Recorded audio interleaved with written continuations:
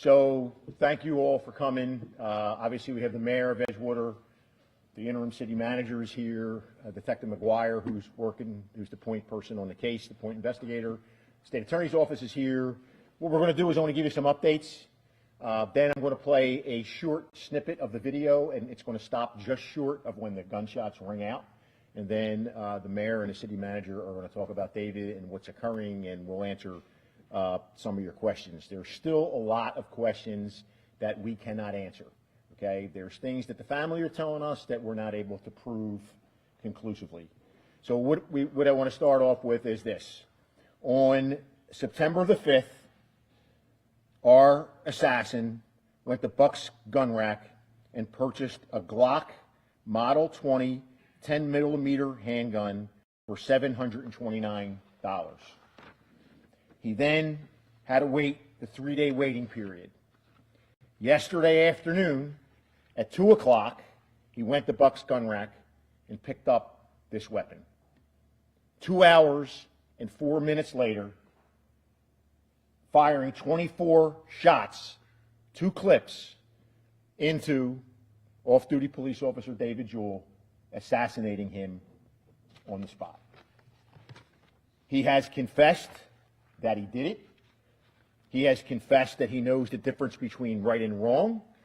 He said that he had an argument with police officer Juel, but he doesn't know when that argument occurred or what that argument was about. He knows that Officer Juel carried a gun, but he doesn't remember if he saw him in uniform or it was some other time. For the record, Officer Juel was unarmed yesterday. And from what we understand from his family, when he's not working, he doesn't carry a firearm. So working with the state attorney's office, obviously, is a first-degree murder case. When you see the video, I think it's going to answer some questions. He also talks about and tells Detective McGuire that he thought earlier in the day of killing and shooting Officer Juel. And he was having a bad day. And then you'll see in the video, you might not see all of it in the video, but you'll see Officer Juel walk into the store and go back and get 2 drinks.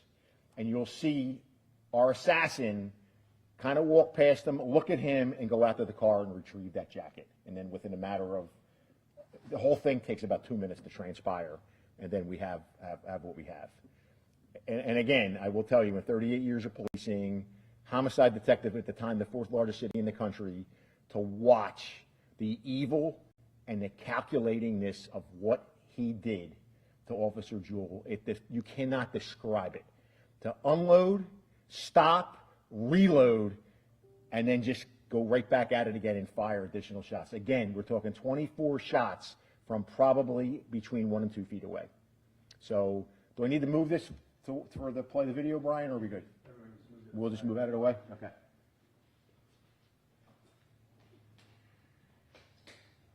So this is Officer Juel. He's already in the store. He's at the counter. He has 2 drinks. The clerk who was at the counter is back in the men's room. Our bad guy has left. Here he comes in, coat over his hand. There's the gun. And he fires the entire clip into the back of the officer. The officer lands on his back, face up. The suspect then backs up. Keep that up there for a second. The suspect then backs up by the display there with the orange candy or whatever it is. You watch him unload the clip, reload the clip, and then walk back up and fire the remaining shots into the officer's face and neck area. So, again, that gun is in his hands 2 hours and 4 minutes. He talked about wanting to kill him. Now, some of the family members have told our detectives that he's been diagnosed with being bipolar and all this other stuff.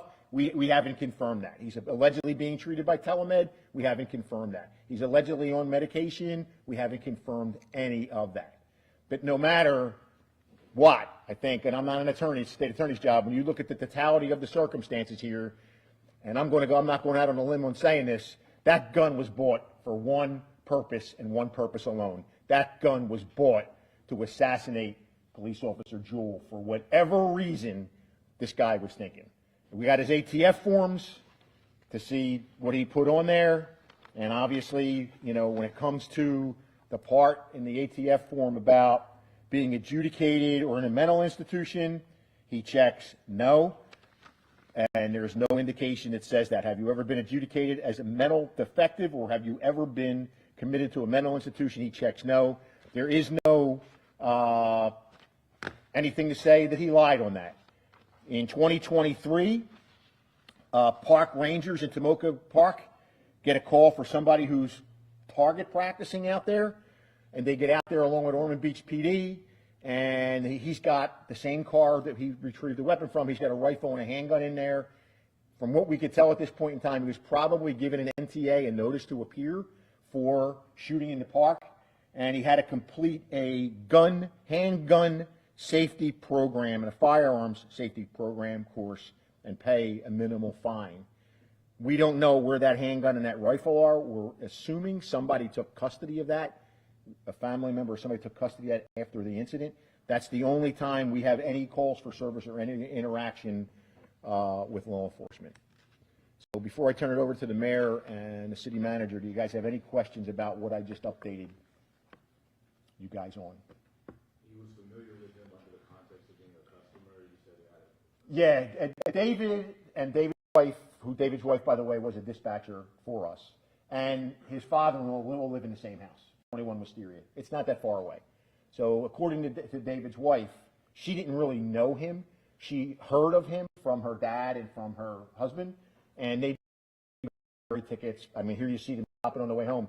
David just picked up his father-in-law from the hospital and was driving him back home, and they decided to stop and get a couple cold drinks and something else when this happened. So they're familiar. He has been, our assassin's been a employee of the Circle K for 3 years, not specifically that story rotates, but he's been working there. He's a Seabreeze student, or was a Seabreeze student. Can't tell you whether or not he graduated. And I think, and I don't know if I said this last night, you know, think of David's wife here. You know, her dad calls her and says, something happened at the Circle K. I don't know what it is, but I'll bet you Eduardo's involved, because he's out in his parking lot taking his shirt off. He takes his Circle K shirt off, puts another shirt on.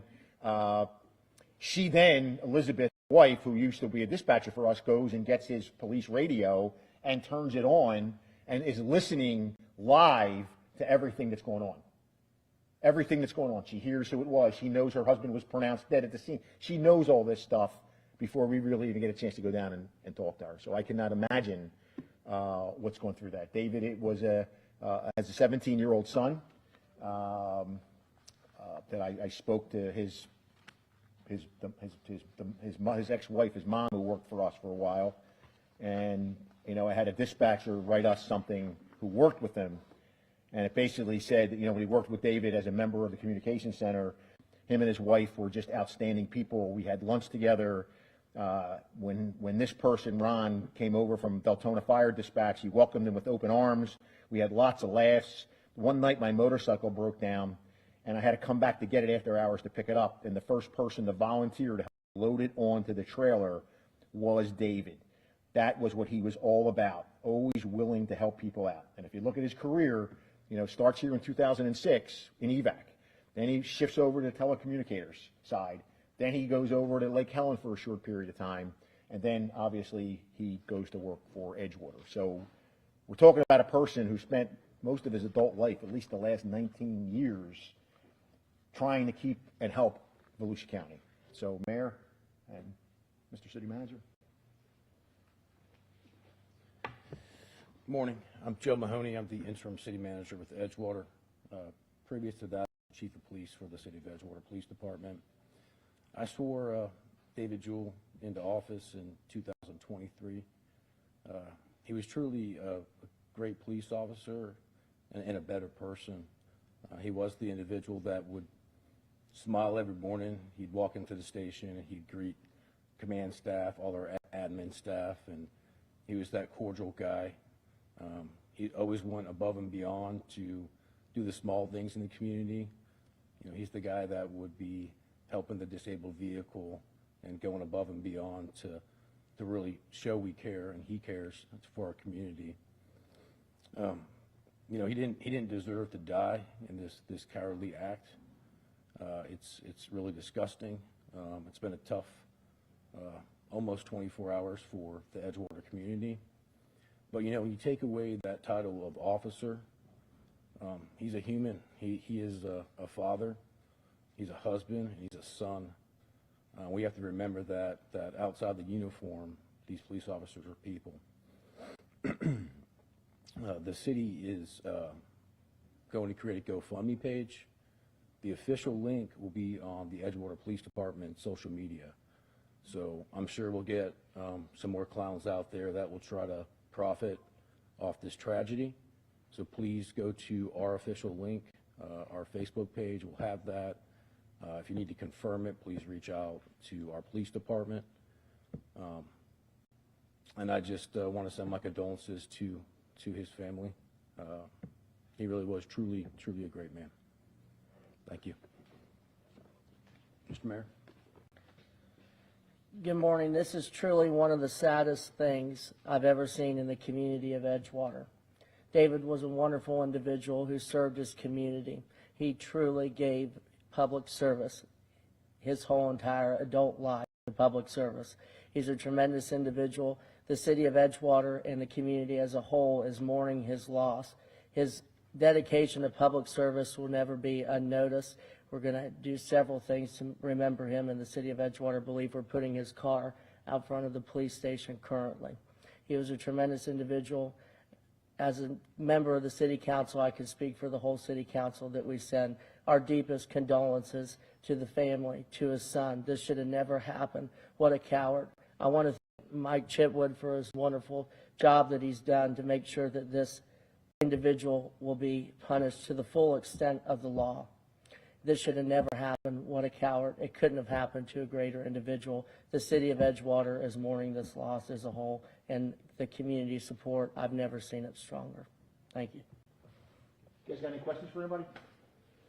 Just for them, I mean, are there any resources for your officers? How do you guys now try to just move forward? Sure. We have critical incident counselors in place. You know, we are a 34 officer department, so it's kind of a close-knit family. There's a lot of support there. It's very personable. No one's a number in our agency. Everybody knows everybody. So that support system's there. And you know, they're handling it the best they can. And, you know, policing, we still have to go out and police the next day. So we're out there, you know, handling business for our citizens. And, every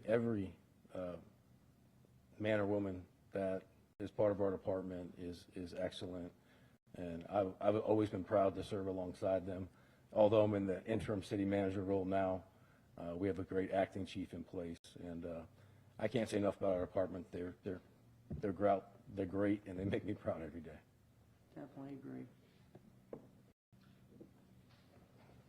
Sheriff, I have a question about the other person who was in there. Yep. Are they cooperate? Are they a witness? Yeah, they've been nothing but. You know, the gentleman was in the men's room, heard the shots, comes out, he sees David. He sees his coworker out in the parking lot, changing his shirt, taking his Circle K shirt off, and he assumes that somebody was in there targeting the Circle K, and he figures, I better get the hell out of here. And then I think obviously there's a conversation that occurs where he's the guy that actually calls 911 as our assassin is walking away. And again, you know, it was a really quick response to that live 911. The deputies heard it. They were there. The investigators have been working around the clock. The state attorney's office has been on this, as they are every homicide. There's in this homicide, we have a off-duty police officer who was killed, but everything we're doing is what we do for any homicide.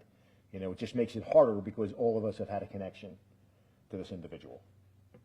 And Officer Juel, reminder, I mean, he did not see it. He did not see it coming. We're waiting for the autopsy results, and I know when I went to bed last night, my prayer was that he didn't feel anything, that the first shot killed him, and everything else that happened afterwards, it's just that first shot killed him. That's what my prayer is, that's the way he left this world, was that way, without having to lay there helpless and watching that second, knowing that second barrage was coming in. So, guys good? All right. Thank you very much for coming over.